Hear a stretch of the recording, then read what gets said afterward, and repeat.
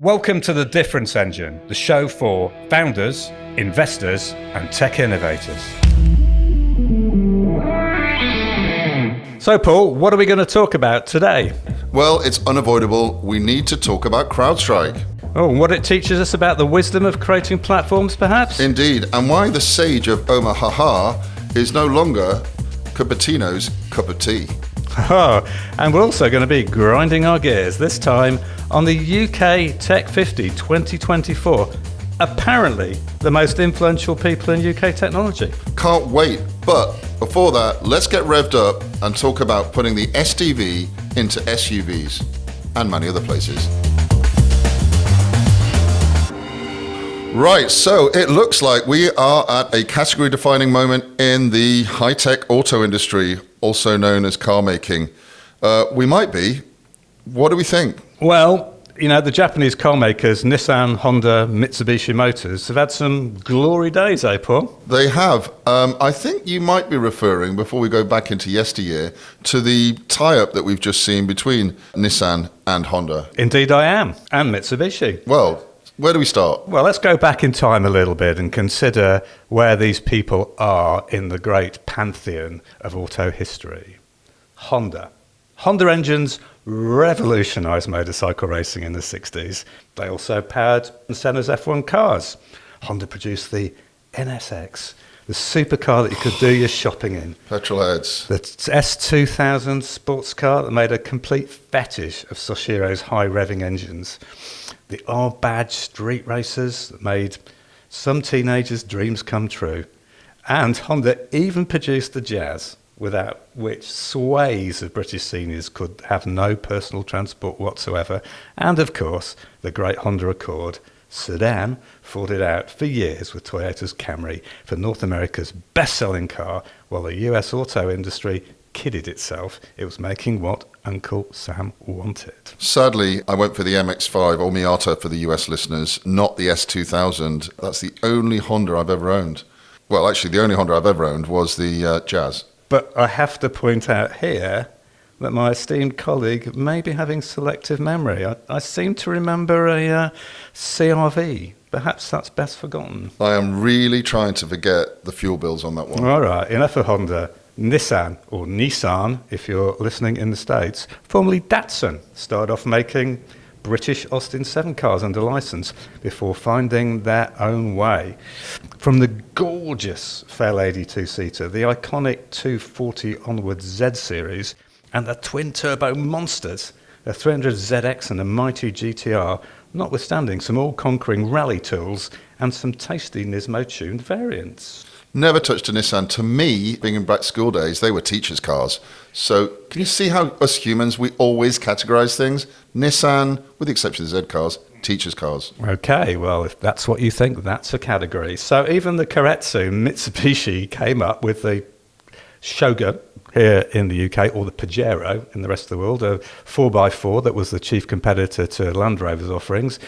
Various Lancer Evos, again, amazing rally machines, and the rather tasty in the 80s Starion. Of course, these were marketed in the UK's Colt before the Japanese brand became sexy. Now, in my view, I hope you'll agree with this one, Paul, all three have been continuous innovators, but to your point about teachers, all three made some of the dullest, most reliable, and infuriatingly long-lived vehicles ever to grace the tarmac. Hated by mechanics everywhere. And of course, there's all the things which we didn't get in the UK, but you did get it in the rest of the world, the Acura and Infiniti luxury brands, actually, that no European gave a toss about.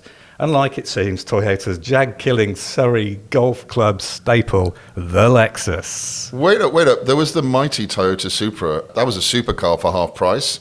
At least it was half price until all the world of retro petrol heads woke up and figured out just what great value that is.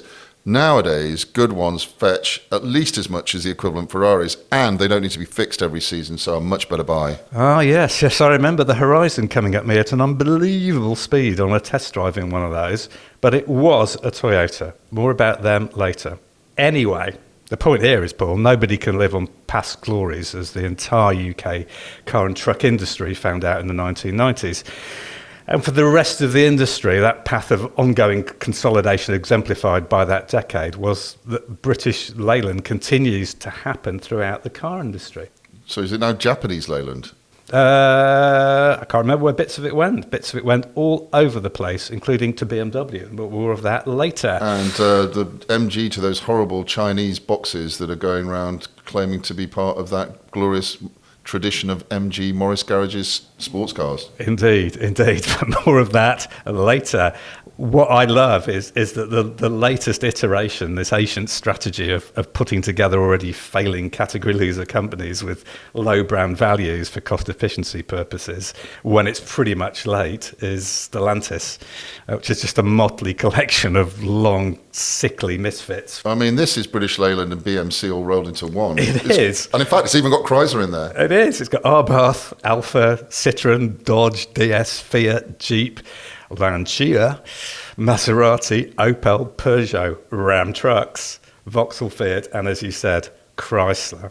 But, you know, in the great history of auto, there are some exceptions that prove the rule. I mean, VAG, the great German company, Volkswagen Audi Group, penchant for picking up high-value but chaotically run companies and breathing new life into them, based mostly on common platforms, but as differing brands, has worked, mostly, I would say. Yeah, these are desirable cars, right? Yeah, Bentley, Bugatti, Ducati, Maserati, Lamborghini, Porsche, Seat, Skoda. BMW also has got Rolls-Royce. And as we mentioned before, it actually acquired the UK's Rover, but the less said about that, the better. Says the Mini Driver. Jolly good BMW vehicle. But now, the point is the auto industry isn't just maturing and concentrating as it's done it in the past. Yeah, I think this is a real fork in the road. Could it be like the horse and cart before, that the magnificent centuries-long run of the car makers is coming to a grinding halt? And it's time for a brand new category. It's there in plain sight. We've seen it developed by our good friend Elon Musk. The EV market is the new category. Now, it shares a lot of the DNA with car making and kart making before that, right? You need wheels, you need a suspension, you need some sort of quote-unquote body, you need running gear. Mm-hmm. But it solves, and this is the category point, a completely different issue for a completely new market. Yeah. These are more evolved issues for an eco-aware audience that's looking for a different type of solution. And so no wonder you're seeing all this consolidation. Yep. And the latest move by Nissan and Honda doesn't surprise us because the category is changing. Yeah, and we've got to realise that the whole auto industry is going through pragmatic changes, which were exemplified by being battered by COVID. So we're talking about, as you were saying, electrification, self-driving, tightening environmental legislation, and really an existential crisis in the necessity of vehicle ownership at all. You know, the 50s two-car in every American drive dream is probably over, at least in the West. So let's go back. What's this got to do with Honda, Nissan and Mitsubishi? Well, you've seen the news. These two players, the second and largest car makers in Japan, storied history, have got together. I forget what the exact saying is, but something makes strange bedmates. Maybe it's adversity. I don't know. Possibly. But these two companies competed like crazy. They are now getting together like the best of buddies. And I wonder why that might be. Well, it's about much more than distribution and reducing costs. This is actually about category strategy. So, you know, we know that these companies have got together. As you said, Paul, they are relative minnows, and they're also going to be looking over their shoulder at Toyota, which has got a loose agreement with their peers, Mazda, Subaru, Suzuki, the sort of sticklebacks, the minnows of the Japanese industry. But they have to have a convincing differentiator in a world where dominance in EVs is being fought out between China's BYD and America's Tesla across the world. You know, even Toyota, the world's biggest car maker, currently surfing a wave of uptake in hybrids, is also in danger of losing its long-held crown as the world's biggest automaker to guess who? The Chinese, right? So it's imperative that Nissan, Honda and Mitsubishi need to get together. They need a strong differentiator to survive and possibly even thrive in the age of electric vehicles. They need to roll out a compelling electric vehicle by the end of the decade. Yeah, and just in case people are confused about the power of brand versus category, let's not kid ourselves. BYD is one of the most atrocious three-letter acronym brands I've ever heard. I believe it stands for something equally awful in English, like bring your dreams. Mm-hmm. But honestly, if you think brand trumps category, just look at BYD. No amount of Olympic advertising or Premier League advertising is going to make that brand cool. They really need to rethink. But while we're thinking about this, and while BYD have just run back to their offices to redo their strategy, we're wondering if our three amigos in Japan have learnt from history in their recent announcement. Isn't this just simply back to Andreessen's claim that software is eating the world? Isn't this just an admission from the guys that used to make money out of selling tin that software is eating the world and they need to be in a software category that counts? I think quite possibly. Quite possibly. And it looks from the outside that they may be attempting a mega pivot to define their own business and reframe their offer to consumers. They could be attempting to own the software-defined vehicle category. Did you category. say software-defined vehicle? I did say SDV. SDV. Now, that does sound like a category to me. And per our conversation with Andy about subcategories versus categories, I think this is a pretty good one. It's got legs. Let's look at what they're doing here. Let's really look at the phrase software-defined vehicle. The category name is a giveaway for me. There's many precedents for this prefix of software-defined. They're all pretty technical. So the classic is software-defined networking, which replaces many of the manual processes needed to set up networks with coded commands. So very much like cloud computing. Don't worry about the infrastructure. Just worry about the commands. Set things up as you want. Obviously, lots of benefits there from an efficiency point of view. Most of us use SDN every single day without realizing it. And its close relative, SD-WAN, which I had the pleasure of working with an SD-WAN category leader for a while, is a compound acronym. And so dull, it pains me to spell it out, but I'll just do it for the record. Software-defined wide area network. What the hell's that? This is basically how lots of offices and retailers and lots of disparate folks manage to stay connected with one virtual network without having painful conversations with those horrible folks at BT, Telefonica and Orange who want to waste months of your time and tell you no, no, no, you can just crack on. So we're all using this.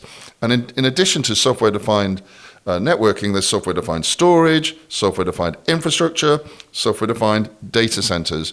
Notice how clearly software-defined is in the category. I like software-defined radio. That's one of my favourites. That's decent. So where does that take us with cars? Well, I think the point is that EVs, of course, need masses of electronic controls in order to drive them, as well as them being electric. But the majority of value in a vehicle has become electronics, or more recently, software. And the SIs serving the auto industry and the tier one component suppliers have been using the term SDV for some time. But, and this is the big but, and this is what's most important, this is the first time a group of OEMs, the big car brands, has nailed their flag to this particular mass so publicly. Yeah. Is this a potential piece of genius cementing an emerging ecosystem to achieve category leadership? It's so interesting what you say about the dominance of software in car decisions. The last car that I bought, after I figured out it was decent car, decent engine, decent value for money, was asking the sales guy, does it have Apple Play? I wasn't really bothered about anything but that. So that was software driving my purchase decision of a car. I think it's quite interesting too, the way, if you look at the latest reviews of the last series of Volkswagen's Golf, the major complaint are its electronic control systems. Yeah. So let's look at this software-defined naming convention. Let's think about this. So the former car makers have figured out they're in a new paradigm where the decision points and the problem they're solving is different. The value's not in the tin, it's in the bits. The body shelt's just a passive recipient for the services that customers want. Want CarPlay, the kids want to be connected all the time. The car needs to report on its own diagnostics, etc., etc. Yes, the service moves around in the car, but it's the service I'm interested in, the software-defined service. And the car provides a lot of information which makes that service available to me. So this is virtualization writ large, and it's good that these guys have figured it at this point, if it's not too late. They're definitely saying they're open for business, aren't they, with this announcement? Oh, yeah. I mean, they're signaling that those who want to can build on their SDV platform. Now, Elon famously made the patents for his EVs, the battery patents, etc., public domain. It's really painful and maybe something he regrets now with our friends at BYD, etc., rivaling for top car manufacturer. But those tie-ups are likely to be with category-losing B players. So, if they're open for business, will you build on the Nissan and Honda platform, or will you go somewhere else? It's a dangerous move. But of course, one of the dangers of this move is that they will start to hit the big problem that has plagued the IT industry since its inception. Yeah, there's just not enough coders out there. Yeah. There's a worldwide shortage of coders. So if I'm a hotshot coder, God, I wish I was, but if I was, would I be working for a hot AI company, or would I want to commit probably a lifetime, as people who previously did who worked for car manufacturers, to a Keiretsu, where I could be earning top dollars in a startup, even if that startup blows up? It's great lessons learned. It is. So for many reasons, this explicit move to focus from mechanical engineering to software engineering is pretty significant. But I think the real significance is it's a de facto reframing as to what consumers should expect from and value in a vehicle. And in the case of the three amigos here, with the promise of reliability inherent in Japanese products, of course. Mm-hmm. So, overall, the stakes in the auto industry right now are really high, and it's all to pay for. And we have seen in the last few years the unleashing of a hurricane of M&A activities as companies compete to acquire the technologies that could power the next generation of vehicles. But for the most part, it's just been a series of better moves. Yeah, better as opposed to different. Yeah. But if you think about Apple's failed or paused car idea to have the Apple car, these days, this lot could be picked up, all the sort of body shells, the recipients could be picked up for a song. And let's not forget that Honda have got a JV going on with Sony, which is expected to deliver a car in the next few years. So they're right at the centre of all this. And I think, if we look at this, I hope in retrospect we will see, by going all in on SDV, these three companies could have just delivered their first category strike and placed themselves at the centre of a different ecosystem. I agree, and it's so interesting to have a circuit side seat on this. But I think what we're saying ultimately is SDV, TBC. Yeah, watch this space, and especially how the competitors react.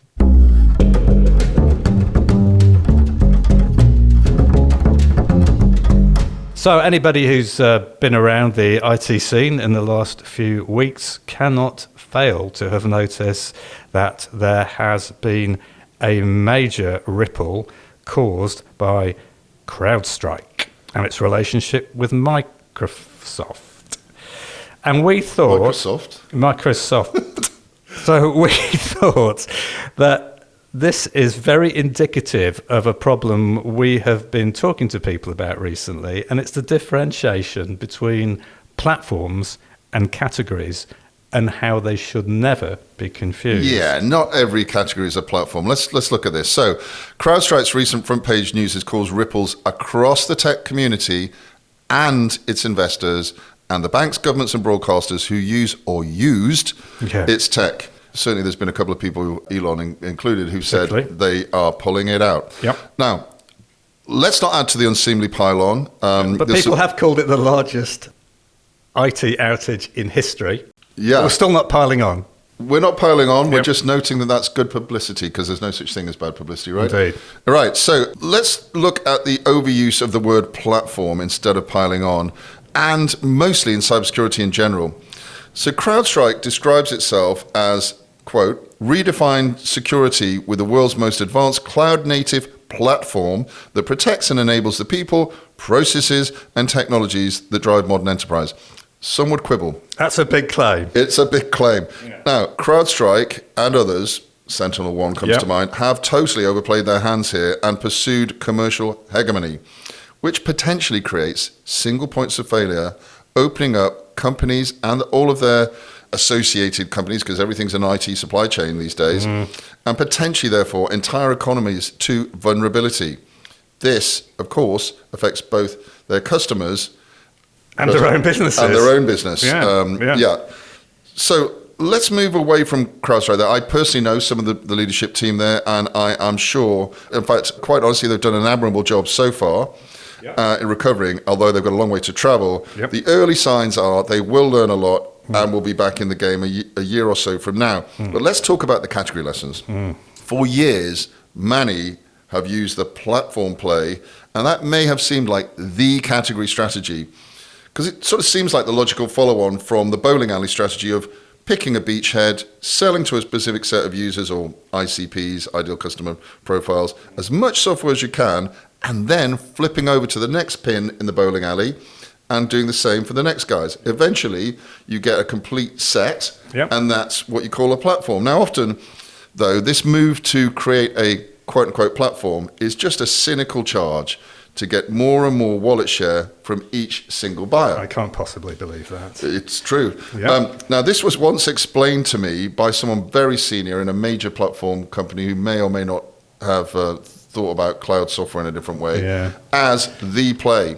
And it's just a way to really satisfy a budget-conscious buyer that they don't need to go out and pick best-of-breed solutions. Yeah, or get rid of the best-of-breed solutions they already had in. Well, the game is to get rid of the best-of-breeds and to get a just good enough that you can agglomerate to your platform. I think we're talking here about Adobe and EchoSign, maybe Microsoft and the still god-awful teams.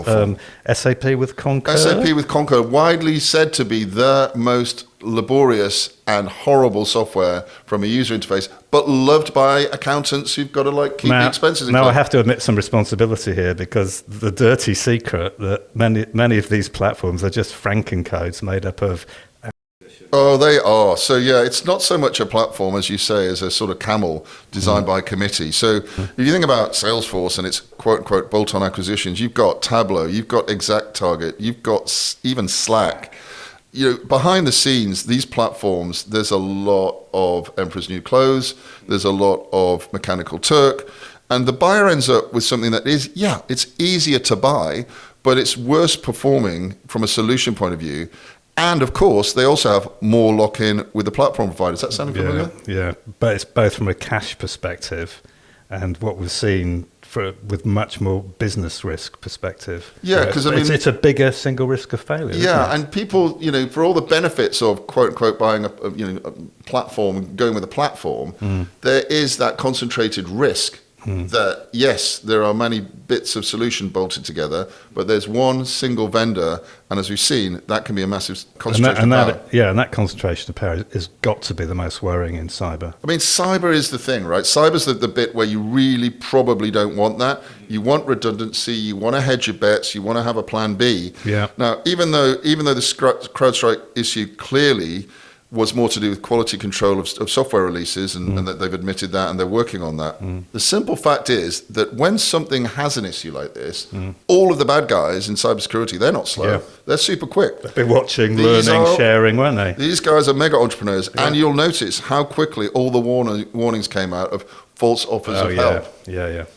And you can be sure that 1,000 little exploits were launched as a result of this. So I think here there's a big lesson for aspiring category creators. Platforms are not the same as categories, and it really does represent a fundamentally different strategic approach to marketing development. Perhaps we should consider what is the definition of a tech platform. We should, because a tech platform has its values, right? It's a connected set of technologies.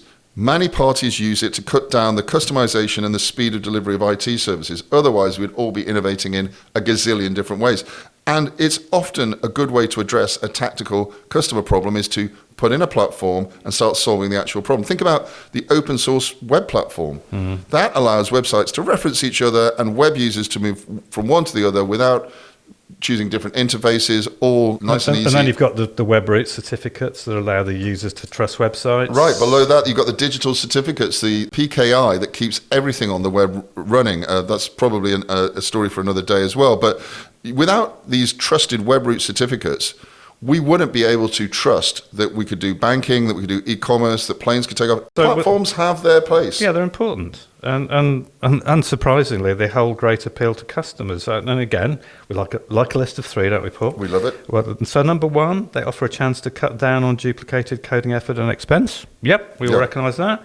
They're a lot easier to explain to non-techies to get the business buy-in. Yes, we're just buying the next bit of the Salesforce platform. Release some more wallet, please, in a nice, shorter sales cycle. All very good. And, the benefit can be sold to customers, which is the reversing vendor sprawl.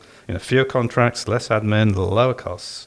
Who wouldn't want those three things? No, so they have their benefits. Yeah. Now, let's think about category. So category requires a bit more thinking, right? It's not just, the lazy thought that we're building a category and we're calling it a platform and that's a category is wrong. Yeah, but we've got to always remember that when we're talking category, we're talking about reframing a customer's view of their strategic challenges. So this operates at a different level. Yeah, and as we always say when we talk about ecosystem, it may be a collection of technologies, dare I say a collection of platforms from different vendors to build a category out.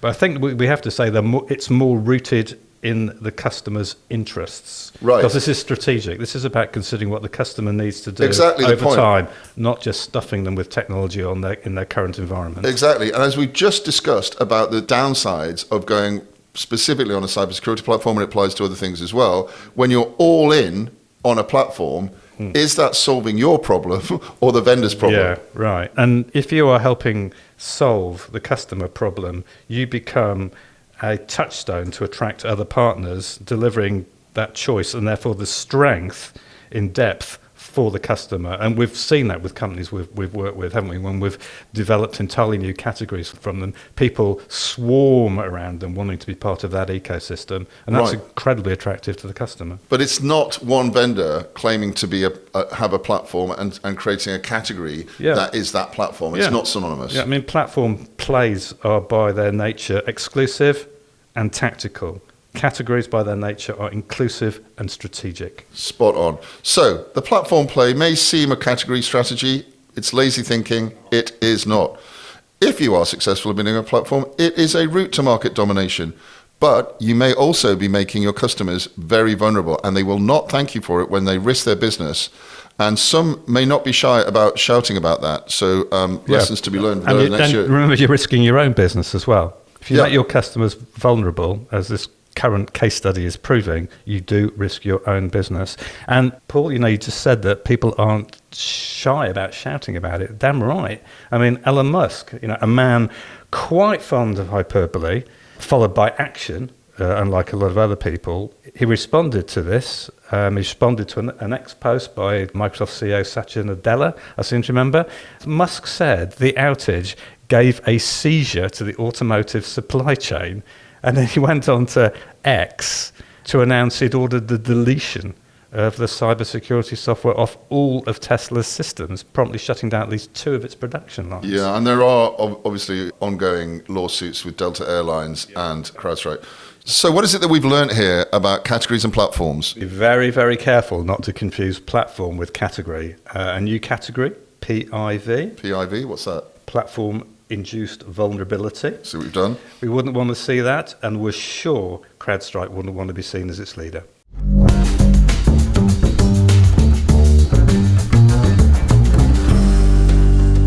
Okay, so in an earlier episode of The Difference Engine, we told you that Warren Buffett and his Berkshire Hathaway investment vehicle was on the run out of Apple. Now we hear another bigger exit has happened. They must have listened to us. As we previously highlighted, Apple is looking increasingly vulnerable, and this move does not help. Yeah, it's not creating a new category play, so it does look increasingly vulnerable.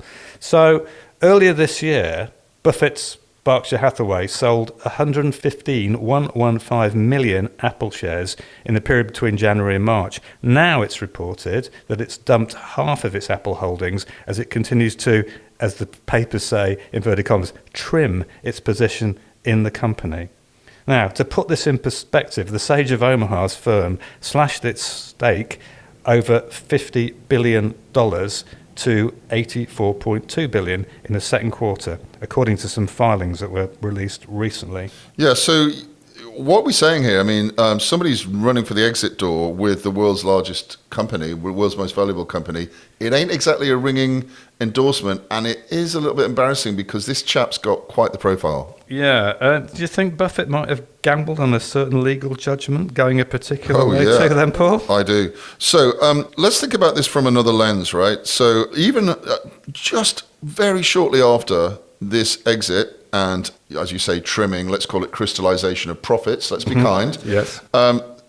Just after that, Google or Alphabet lost a major lawsuit in the States. And this lawsuit concerns its current stranglehold, AI is coming obviously, on the search engine market. And a US judge actually called this position by Google an illegal monopoly. Those are blasphemous words in the United States of America. Certainly are.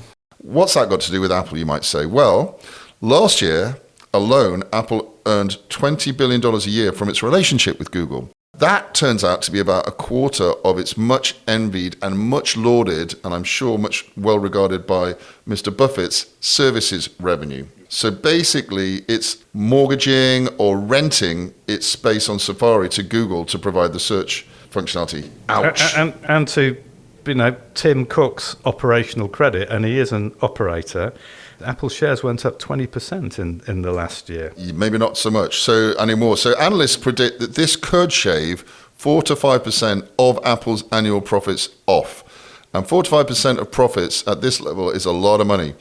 That's not where you want to be at the exact time that the Magnificent Seven of the top US tech stocks are also suffering a multi-trillion downturn. So this is bad news at a bad time.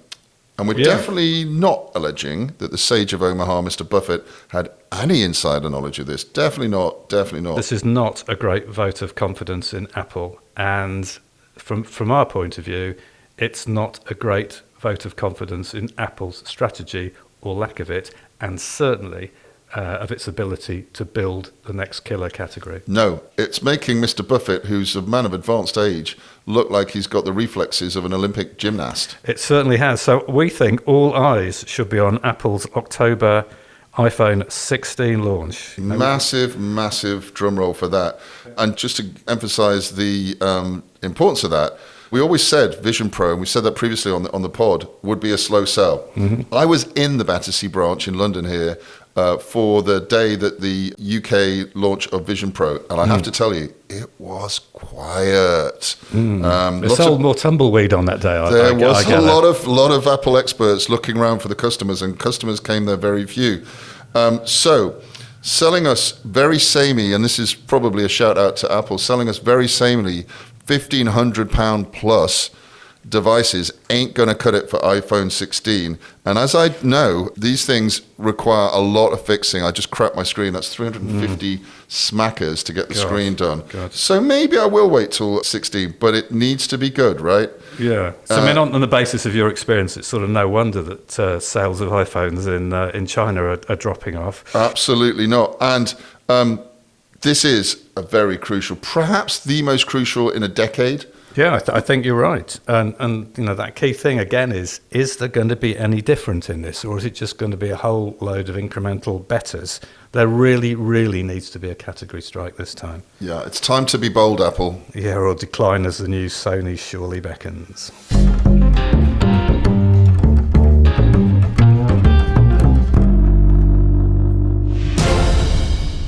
You know what? This really grinds my gears. Right, so, Jonathan, what's been grinding your gears this time? Oh, well, actually, it is the Computer Weekly UK Tech 50 2024. Now, apparently, this is the list of the most influential people in UK technology. Yeah, now, come on, Paul. Both you and I love Computer Weekly. We do. It stood the test of time. Well, dozens of other tech titles have come and Brian, gone. Go on, Carl. Yeah. And not least, it was the key player in exposing the recent Post Office Fujitsu scandal when no one else was covering it. But the announcement of the 14th annual UK Tech 50, its definitive list of movers and shakers in the UK tech sector, is overwhelmingly a collection of individuals that are totally emblematic of the UK's inability to create new categories. There are basically a bunch of people pushing deck chairs around tech Titanic. Whoa, that's a bit interesting considering we've just whacked all of our supercomputing and AI capabilities. Yeah, but that's for another podcast, and I think we are really grinding our gears on that one. Oh. But back to Computer Weekly's top 50 here. We've got nothing against the individuals concerned. We're sure they're all doing very well at what they've been asked to do, but it's a list with an almost complete lack of actual entrepreneurs and innovators. Instead, it's a litany of regulators, policymakers, managers, campaigners, and tech tourists. Right? Oh my God. So if you look at the top 50, there's 9 business managers from the likes of BT, IBM, Microsoft, and Salesforce. That's pretty much big tech. Call me cynical. Would those be the sorts of companies that advertise in Computer Weekly? They might be, but I Right. can't possibly understand what the connection would be there Okay. at all. There's also 8 campaigners lobbying organisations such as Tech UK, Tech Talent Charter, and Innovate UK. There's 4 politicians and 23, that's 23 civil servants and quangocrats. Jesus.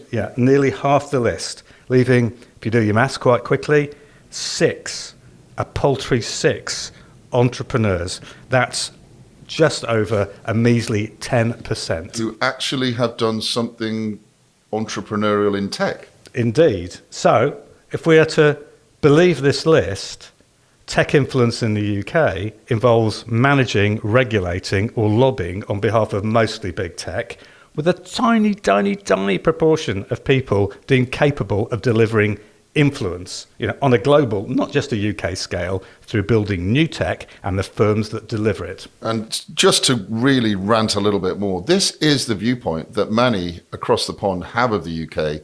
Fabulous at the regulatory capture is us, lots of talking, and dare I say it, the start that the new government's made sort of reinforces this as well.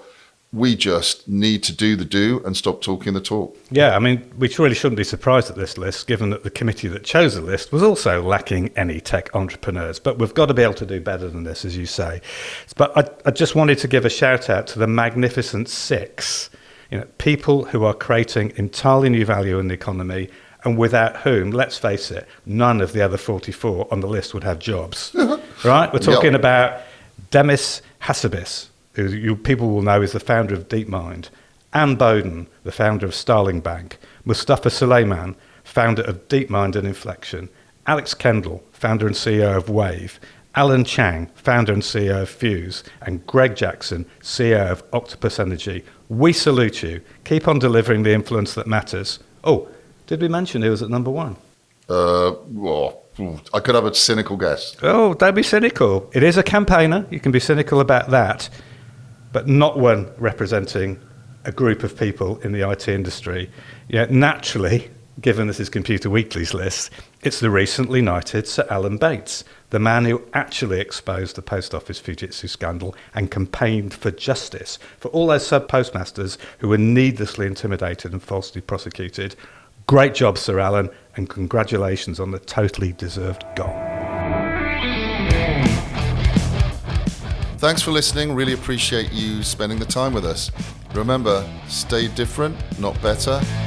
If you want to know a little bit more about category design, go to becategorical.com. There's lots more information and, of course, as you'd expect, opinion. Thanks for listening. See you next time.